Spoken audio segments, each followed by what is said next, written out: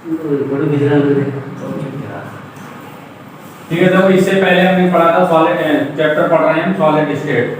Solid state में आज का टॉपिक रहेगा हमारा संकुलन क्षमता, जिसको हम बोलते हैं पैकिंग एफिशिएंसी।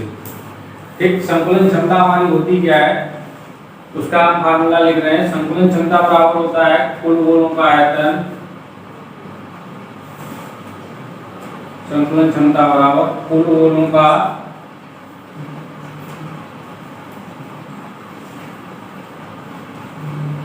आयतन बटे यूनिट सेल का आयतन, यूनिट सेल का आयतन गुणा 100, ये होती है। यानी कि जो हमारा बनता है घन, इससे पहले हमने आपको 3 प्रकार के घन बताए थे। कौन कौन से बताएं? एक एससीसी बताया, एक एफसीसी बताया और दूसरा बीसीसी बताया। एससीसी का मतलब क्या होता है? साधारण क्यूबिक या साधारण घनीय यूनिट सेल। एफसीसी का फलक केंद्रित घनीय यूनिट सेल। और बीसीसी का होता है बॉडी सेंट्रिक यानी कि काय केंद्रित घनीय सेल। तो इसमें क्या होता है, एससीसी के लिए अलग होगा, बीसीसी के लिए अलग होगा और एफसीसी के लिए अलग होगा, बीसीसी के लिए अलग होगा। तो ये संकुलन क्षमता जो होगी वो हमें सबके लिए अलग अलग निकालनी पड़ेगी। संकुलन क्षमता हमारी क्या होती है कि जो मतलब एससीसी यानी कि घन बनता है, तो इस घन में, इससे पहले हमने बताया था कि जो घन बनता है, इस घन में गोलों के द्वारा घेरा गया आयतन, यानी कि इसमें एससीसी में कहाँ होते हैं यूनिट जो परमाणु, इसके संघटक कण का मतलब कांस्टिट्यूएंट पार्टिकल जो होते हैं यानी कि संघटक कण होते हैं, वो इसके कहाँ होते हैं? कोनों पर होते हैं। कहाँ होते हैं? कोनों पर होते हैं। तो साधारण के किसमें? साधारण यूनिट सेल में, यानी कि एससीसी में गोले जो होते हैं या इनके जो कण होते हैं वो कहाँ होते हैं? कोनों पर होते हैं। एफसीसी में कोनों पर तो होते हैं लेकिन प्रत्येक के फलक पर भी, जो फलक होता है प्रत्येक फलक पर भी होते हैं।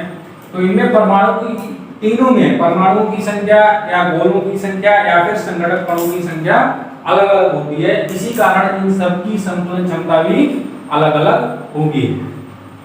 तो हम क्या करेंगे, संतुलन क्षमता हमारा पता चल गया क्या होता है कि कुल गोलों का आयतन बटे यूनिट सेल का आयतन गुणा 100। अब हम कैसे निकालते हैं? ये तीनों की हमें अलग अलग निकालनी पड़ेगी। तो अलग अलग निकालने के लिए मतलब क्या है कि सबसे पहले हम काय की निकालते हैं? एससीसी की निकालते हैं। एससीसी होता क्या है? एससीसी किसे कहते हैं? देखो, एससीसी का मतलब क्या है कि हमारा, इसको हम बोलते हैं साधारण घनीय यूनिट सेल। साधारण घनीय यूनिट सेल, साधारण घनीय यूनिट सेल हमने बनवाई थी। इसमें क्या होता है? साधारण घनीय यूनिट सेल का मतलब क्या है? इस तरीके से बनती है। इसमें जो इसके संघटक कण होंगे वो कहाँ बनेंगे? इसके कोनों पर उपस्थित होते हैं। संघटक कण का मतलब जो कांस्टिट्यूएंट पार्टिकल होंगे वो कहाँ उपस्थित होंगे? इसके कोनों पर उपस्थित होते हैं। ठीक है। तो जब कोनों पर उपस्थित होते हैं तो इस प्रकार की यूनिट सेल को या इकाई सेल को हम क्या कहते हैं? साधारण घनीय यूनिट सेल यानी कि एससीसी यूनिट सेल कहते हैं, सिंपल क्यूबिक यूनिट सेल। ठीक है। अब इसमें कोनों पर उपस्थित होते हैं, तो कोनों पर उपस्थित होने का मतलब अगर इसको हम सिंपल तरीके से बनाते हैं तो सिंपल तरीके से क्या हमारे यही तो बनेगा, मतलब कि केंद्र होगा, ये गोला ये बनेगा और दूसरा गोला ये बनेगा।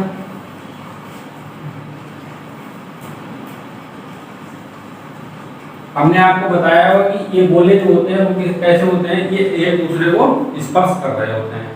कैसे कर रहे होते हैं? स्पर्श कर रहे होते हैं। अगर आप स्पर्श करने की बात कर रहे हैं तो इनकी, अगर ये गोले का हमारा केंद्र है तो ये इसकी क्या हो जाएगी? गोले केंद्र से और ये दूरी जो होगी वो क्या कहलाएगी? क्या कहलाती है? त्रिज्या। और इसको कहाँ से डिनोट करते हैं? आर से डिनोट करते हैं। ये क्या हो जाएगी हमारी? आर और ये भी क्या हो जाएगी हमारी आर, और ये भी आर। लेकिन ये गोले क्या करेंगे, एक दूसरे को स्पर्श करते हैं। साधारण घनीय यूनिट सेल होगा, इसको अगर हम इन गोलों को मिलाते हैं तो मिलाने पर ये गोले क्या करेंगे, एक दूसरे को स्पर्श करेंगे। जब ये एक दूसरे को स्पर्श करेंगे तो यहाँ से और यहाँ तक की जो दूरी होगी उसको हम क्या करेंगे, ये मान लेंगे। क्या मान लेंगे, ये मान लेंगे। लेकिन ये चीज ध्यान रखनी है आपको, गोले ये क्या करेंगे, स्पर्श करेंगे एक दूसरे से। यहाँ पे अलग अलग बने हैं लेकिन ये गोले क्या होंगे, एक दूसरे से स्पर्श करेंगे। जब स्पर्श करेंगे तो इनके यहाँ से यहाँ तक की दूरी जो क्या होगी, ए होगी। और ए बराबर क्या हो जाएगा, यहाँ पे आर ये है और एक आर ये है, तो क्या हो जाएगा हमारा 2r हो जाएगा। क्या हो जाएगा, 2r हो जाएगा। ठीक है, तो हमें साधारण घनीय यूनिट सेल की क्या निकालना है, क्या निकालना है, संतुलन क्षमता। अब संतुलन क्षमता हम कैसे निकालेंगे, तो पहले तो हमें कुल गोलों का आयतन चाहिए, कुल गोलों का आयतन चाहिए। अब कुल गोलों के आयतन के लिए हमें क्या निकालें, गोले का आयतन आपने पढ़ा होगा, तो गोले का आयतन क्या होता है, गोले का आयतन, गोले का आयतन क्या होता है, 4/3 पाई आर क्यूब, यही तो होता है। ये गोले का आयतन हो गया। अगर इसको हम इसको छोड़ दे, रख दो यहीं पे। अब ये तो हमें गोले का आयतन मिल गया। अब साधारण घनीय है, साधारण घनीय में क्या होता है, कुल गोलों का आयतन। अब गोले तो इसमें बहुत हैं, लेकिन इसमें कुल गोलों का आयतन का मतलब ये होता है कि परमाणुओं की संख्या पूछी जाती है। क्या पूछी जाती है, परमाणुओं की संख्या। अब परमाणु क्या होता है कि साधारण घनीय यूनिट सेल में एक ही परमाणु का योगदान होता है। क्या होता है, एक ही परमाणु का योगदान होता है। तो इस कारण इसमें कुल गोले का मतलब क्या हो गया, इतना ही होगा, 4/3 pi r cube. Unit cell का आयतन, अब यूनिट सेल का आयतन हम निकालेंगे तो यूनिट सेल का आयतन क्या हो जाएगा,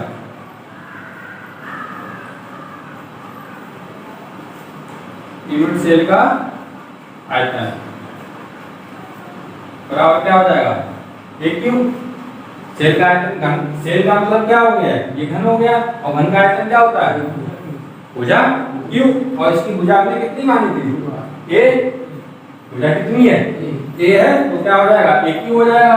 ए की वैल्यू कितनी है, 2r क्यूब। इसका अगर मान निकालना कितना हो जाएगा, 8r क्यूब।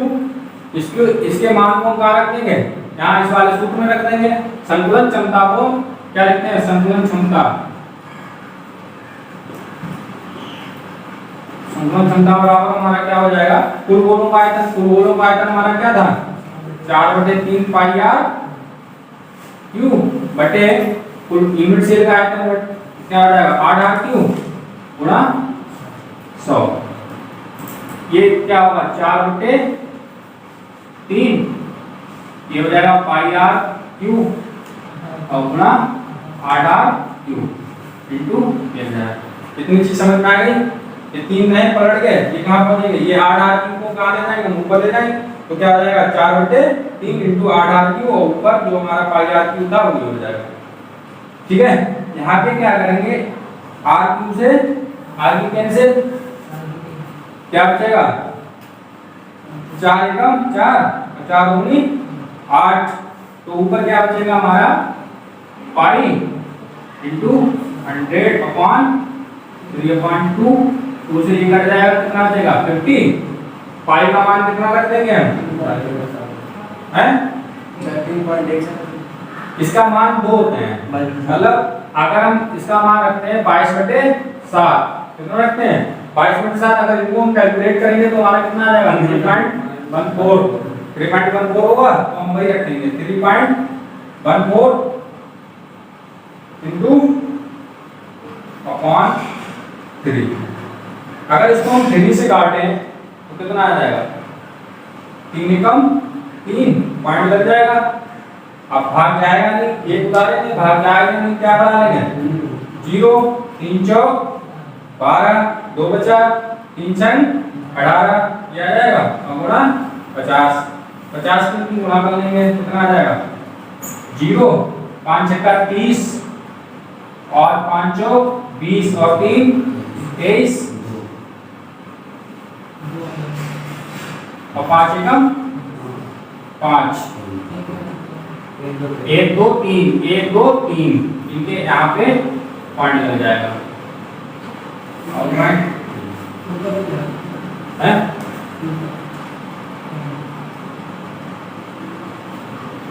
ये हमारी संयुक्त हो जाएगी। ठीक है, क्लियर, इतनी चीज क्लियर हो गई।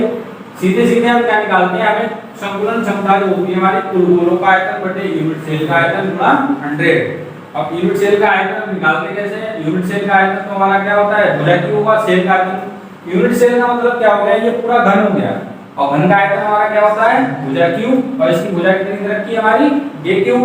तो उसका इसकी वैल्यू एक ही जगह पे क्या रखी है हमने, 2r³ अपॉन 8। 2 का घन करेंगे कितना हो जाएगा, 2 गुणा 2 गुणा 2, यानी कि 2 2 4 दूनी 8, 8r³ हो जाएगा।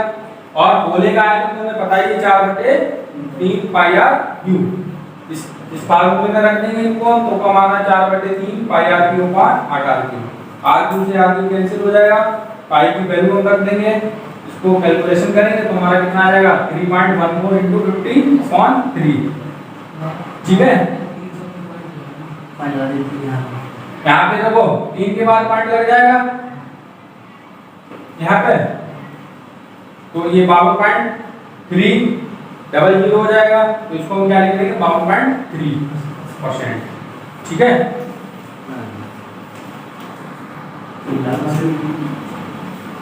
अभी एससीसी पढ़ा, इसके बाद देखो अब क्या आएगा, एफसीसी। एफसीसी को हम क्या बोलते हैं, फलक केंद्रित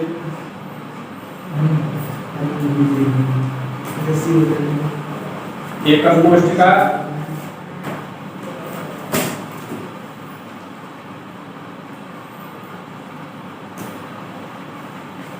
या फलक केंद्रित घनीय यूनिट सेल। ठीक, एफसीसी का मतलब फलक केंद्रित एकक कोष्ठिका या फिर फलक केंद्रित घनीय यूनिट सेल। क्या होती है फलक केंद्रित घनीय यूनिट सेल, यानी कि इसमें जो परमाणु होंगे वो कोनों के साथ साथ में कहाँ होंगे, उपस्थित, प्रत्येक फलक पर होंगे, कोनों के साथ साथ प्रत्येक फलक पर उपस्थित होंगे। यानी कि परमाणु अब कोनों पर हैं, कोनों मतलब क्या है, कोनों के साथ, कोनों पर तो हैं लेकिन कोनों के साथ साथ में प्रत्येक फलक पर, प्रत्येक फलक पर। अब एक ये वाला फलक और एक ये वाला, यानी कि फलक केंद्रित में कितने परमाणु होंगे, कोनों के साथ साथ, यानी कि 8 कोनों पर होंगे और 6 फलक होते हैं। 6 फलक कौन कौन से होते हैं, ऊपर नीचे दाएं बाएं आगे और पीछे, 6 फलक हो गए। तो कोनों के साथ साथ में 6 फलकों पर भी परमाणु उपस्थित होते हैं। अगर इसी को ओपन करके देखते हैं, तो ओपन करने पर क्या होगा, हम इस तरीके से बनाते हैं, तो इनके परमाणु इन कोनों पर तो उपस्थित होंगे ही होंगे, कोनों पर उपस्थित होंगे ही होंगे। और कोनों के साथ साथ में मतलब ये जो गोला बनेगा वो इन सबको टच करता हुआ ये गोला बनता है, इन सबको टच करता हुआ गोला बनेगा। तो अब ये गोले का क्या हो जाएगा, हमारा केंद्र हो जाएगा, गोले का केंद्र बन जाएगा। अब ये गोले का केंद्र होगा तो इसकी त्रिज्या क्या होगी, r ये होगी, और एक त्रिज्या इसकी r ये होगी। ठीक है, इसमें छोटा बना है, दूसरा बनाते हैं।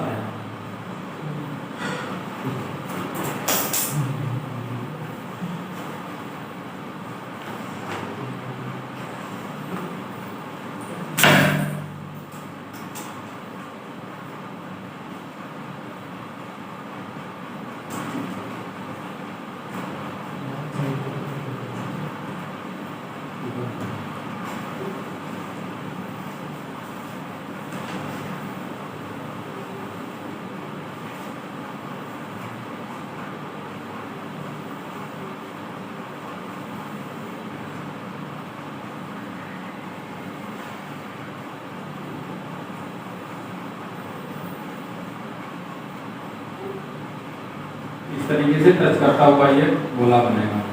ठीक है, तो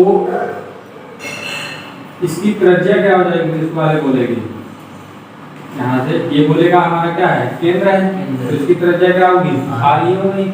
इसी प्रकार इस गोले का केंद्र ये है और इसकी त्रिज्या आर ये हो गई। इस गोले का केंद्र क्या बनेगा हमारा, ये बीच वाला जो गोला है इस गोले का केंद्र भी तो यही है, तो इसकी एक त्रिज्या ये आर होगी और एक त्रिज्या ये आर होगी। तो टोटल कुल मिला के अगर हम इसके हमें एक प्रकार से ये त्रिभुज प्राप्त हो जाएगा। क्या प्राप्त हो जाएगा, त्रिभुज बन जाएगा। कौन सा त्रिभुज बनेगा, एक तो ये है हमारा, एक ये है और दूसरा सीधा सीधा अगर हम इनको मिलाएं तो ये त्रिभुज हमारा ये बन जाएगा। ये हमारा क्या बन गया, त्रिभुज बन गया। अब त्रिभुज बनने पर क्या होगा, अगर हम इसकी वैल्यू ज्ञात करते हैं, इसको नाम देते हैं अगर हम ए बी और सी, इसका मतलब क्या हो गया, अगर इसकी टोटल वैल्यू हम यहाँ से सी और बी की वैल्यू ज्ञात करें तो टोटल वैल्यू कितनी हो जाएगी 4 और ये बोला ये इसकी त्रिज्या आर ये है और इसकी त्रिज्या आर ये। अगर इन दोनों की बात करते हैं तो ये टोटल दूरी कितनी होगी ए, अभी एसएससी में पढ़ा है। इसी प्रकार ये गोले हैं, दो गोले हैं, तो इनकी भी दूरी कितनी होगी ए होगी। क्लियर हो गया। तो इसमें हम क्या करते हैं, एक त्रिभुज हमें बन गया, एक कोण हमारा कितना हो जाएगा 90 डिग्री, तो ये हमारा क्या बन गया समकोण त्रिभुज बन गया। अगर हम त्रिभुज से ज्ञात करते हैं तो छेद तो हमारा यही है, मतलब पैकिंग एफिशिएंसी निकाली है, यानी संकुलन क्षमता ज्ञात करनी है। तो संकुलन क्षमता बराबर सूत्र क्या होता है, कुल गोलों का आयतन बटे यूनिट सेल का आयतन और बटे गुणा 100। ठीक है, तो हमें आयतन निकालना है, कुल गोलों का आयतन। अब कुल गोले इसमें क्या है, हमें सीधे सीधे ये दिखाई दे रहा है कि इसमें वैल्यू निकालनी है। तो गोले का आयतन हमारा क्या होता है 4/3 पाई।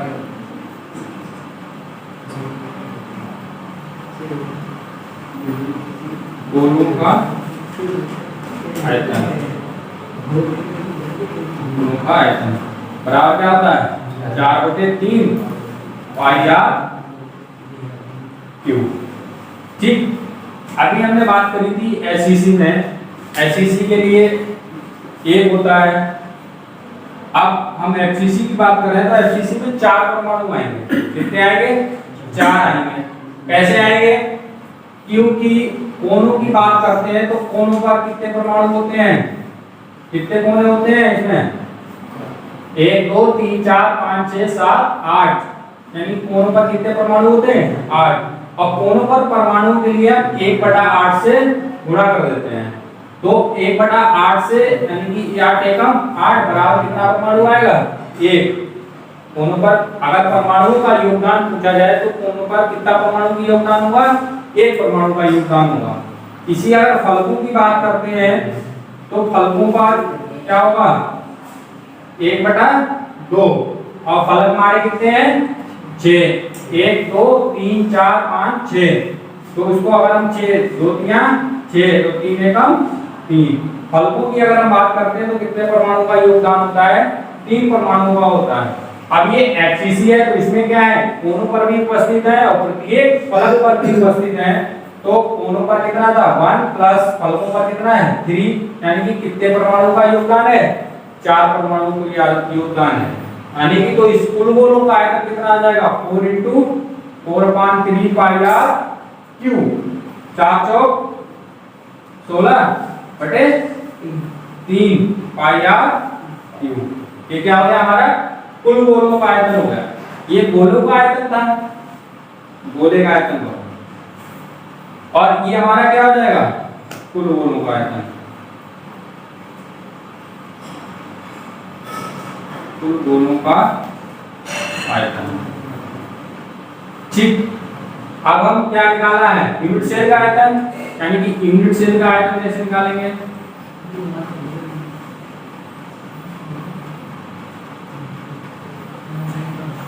यूनिट सेल का आयतन। यूनिट सेल का आयतन के लिए क्या होगा है, यूनिट सेल का आयतन क्या होगा,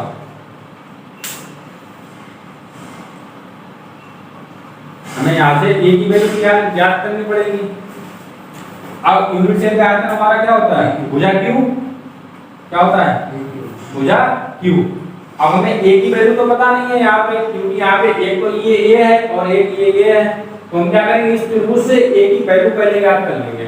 क्या करेंगे, ए की वैल्यू ज्ञात करेंगे। तो इसमें हम क्या करना है, पहले हम त्रिभुज हमारा दे रखा है, त्रिभुज दे रखा है, तो इसमें हम क्या करेंगे, पाइथागोरस प्रमेय आपने पढ़ी होगी, क्या होती है, पहले तो हम त्रिभुज ले लेंगे। कौन सा है हमारा त्रिभुज ए बी सी में क्या होगा, पाइथागोरस प्रमेय से क्या हो जाएगा हमारा AC स्क्वायर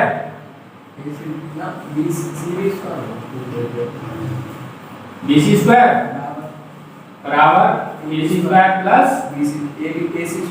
AB स्क्वायर।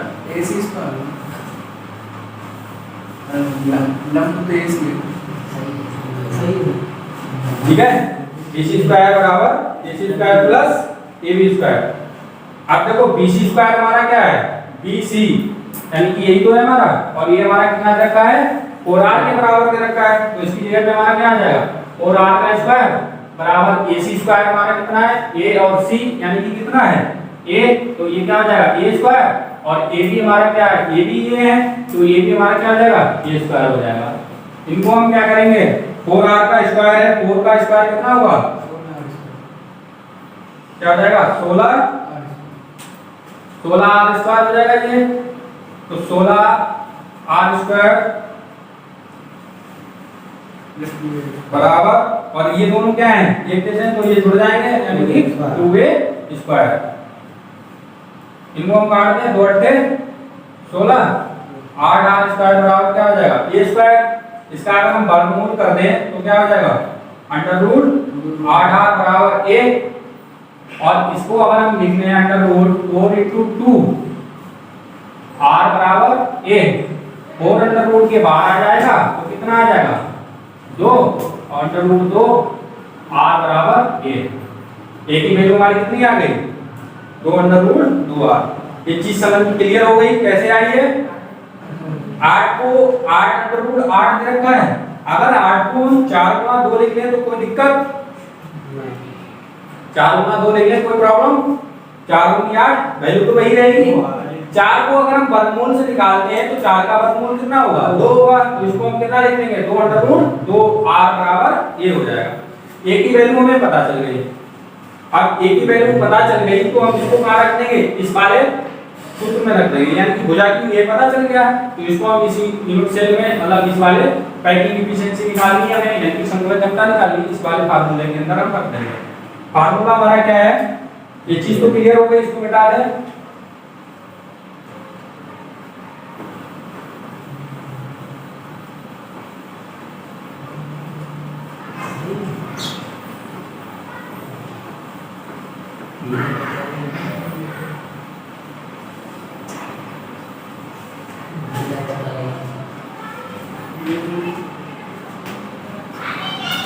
तो पैकिंग एफिशिएंसी सूत्र हमारा क्या था, P बराबर क्या हो जाएगा कुल गोलों का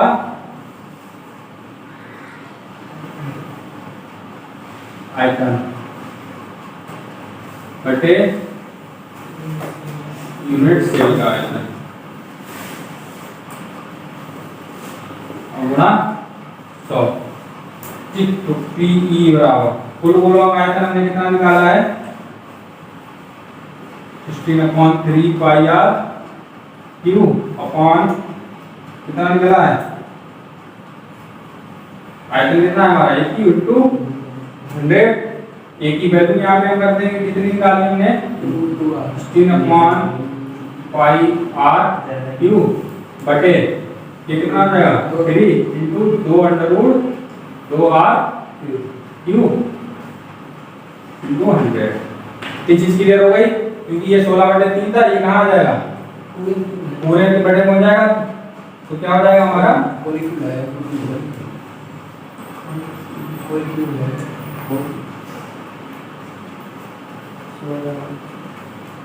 ठीक है। अब क्या करेंगे हम इसको कट कर लें, पूरे का होल क्यूब होगा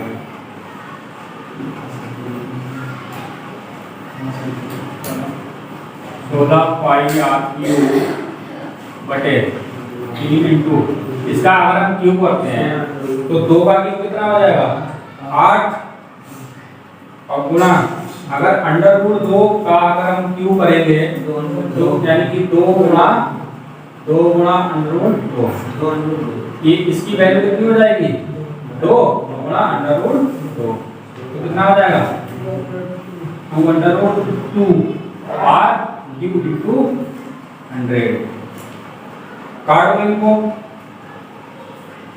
8 दूनी 16 2 से 2 कट जाएगा r क्यूब से r की कैंसिल पाई की वैल्यू रख देंगे हम 3.14 upon 3 into under root 2 into 100 under root 2 की वैल्यू पता है कितनी होती है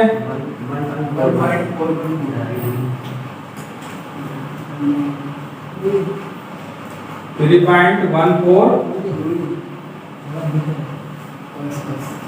ठीक है इसकी हम यहाँ पे अंडर रूट 2 की वैल्यू रख देंगे तो 3 इंटू 1.414 होता है और इंटू 100 ठीक है इनकी कैलकुलेशन कर लेंगे हम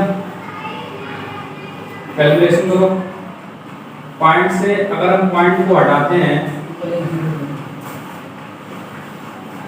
कितने जीरो बढ़ जाएंगे एक जीरो बढ़ जाएगा क्योंकि यहाँ पे पॉइंट के बाद 2 होंगे और यहाँ पे पॉइंट के बाद 3 होंगे तो एक जीरो बढ़ जाएगा 3 से कटेगा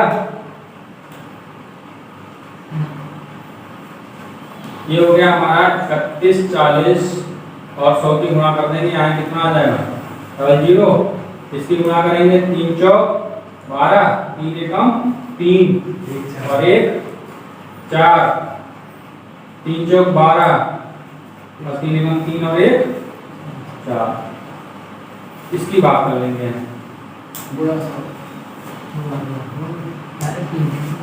ठीक और इसकी बात करेंगे तो लगभग में हमारा आएगा 74% ये इसकी पैकिंग होती है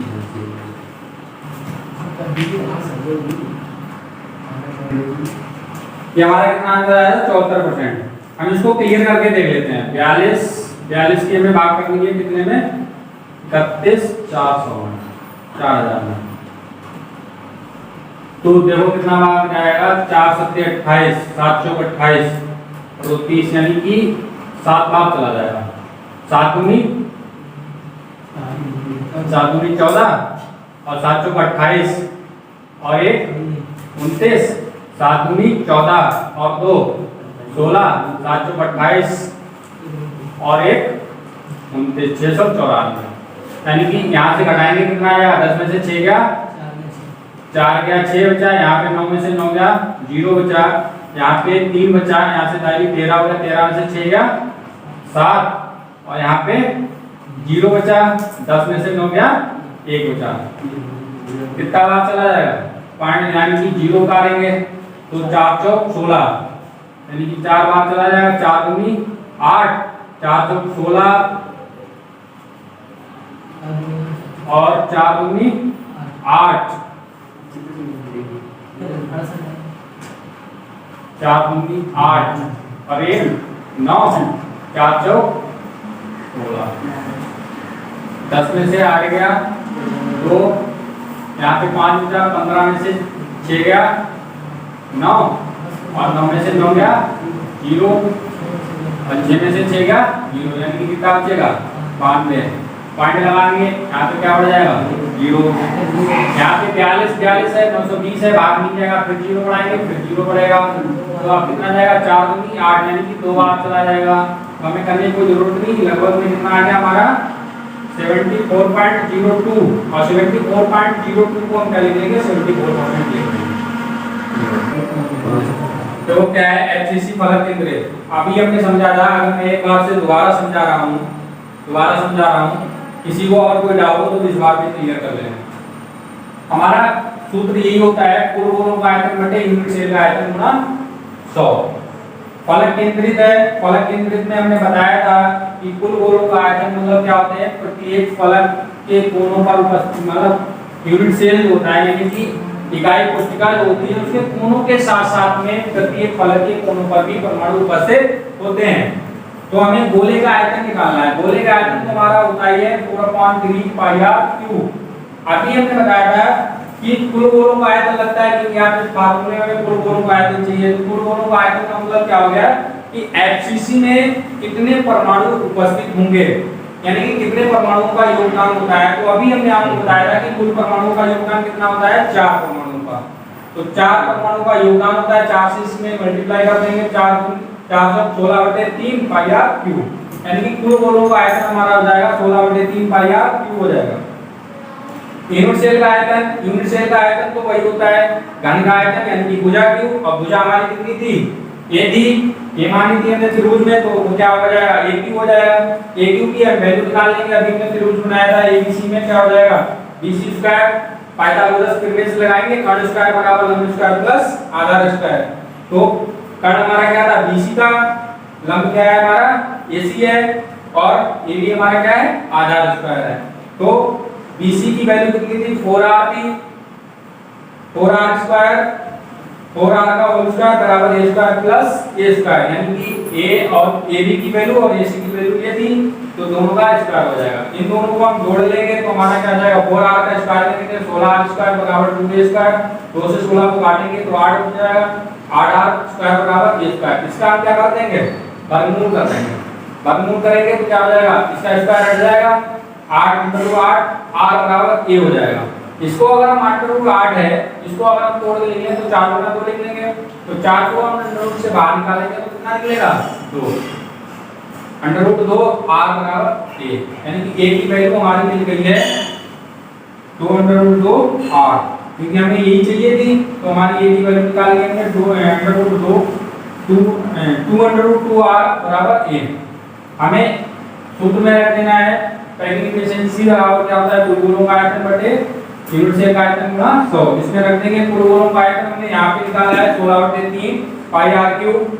मिल गया है यूनिट सेल का आयतन हमारा मिल गया है a क्यूब है, a की वैल्यू हमने यहाँ से रख दी, कितनी हो गई 2 √2 r का होल क्यूब इनटू 100। 3 यहाँ से काट देंगे हम। अब इसका स्क्वायर अगर हम इसका क्यूब करते हैं तो क्यूब करने का मतलब क्या है, यही तो करेंगे, √2 गुणा √2 और √2, √2 की वैल्यू कितनी हो जाएगी, 2 बार करेंगे तो 2 हो जाएगा। तो इसकी गुणा हमने 2 की गुणा कितनी हो गई, 3 बार करेंगे तो 8 हो जाएगा, और इसकी वैल्यू 2 हो जाएगी तो 2 √2 r क्यूब इनटू 100। 8 से 16 को काटेंगे 2 बचेगा, 2 से 2 को काट दिया तो यहाँ पे हमारा क्या बचेगा, पाई, और पाई की हमने वैल्यू रख दी 3.14/3 इनटू √2 इनटू 100। √2 की वैल्यू हम यहाँ पे रख देंगे तो ये था 3.14/3 इनटू 1414, ये हमारी इसकी होती है √2 की वैल्यू होती है। इसमें हमने पहले पॉइंट से पॉइंट हटाया, 1 0 बढ़ जाएगा, क्योंकि यहाँ पे पॉइंट के बाद 2 अंक हैं और यहाँ पे 3 अंक हैं, तो ये वैल्यू हटा दी।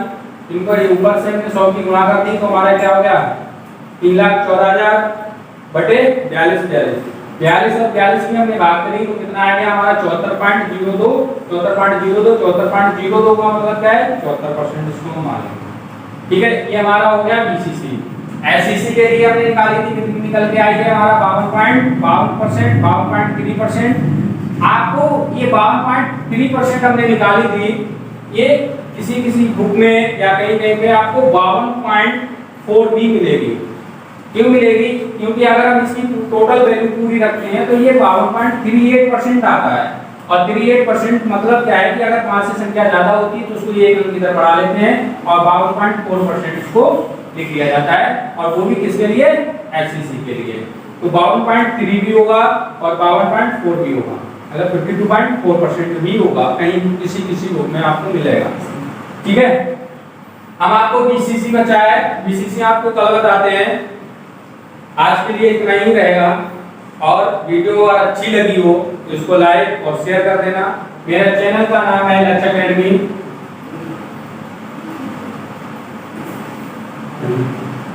लक्ष्य अकेडमी नाम से है, लक्ष्य अकेडमी बाय रजनीश सर।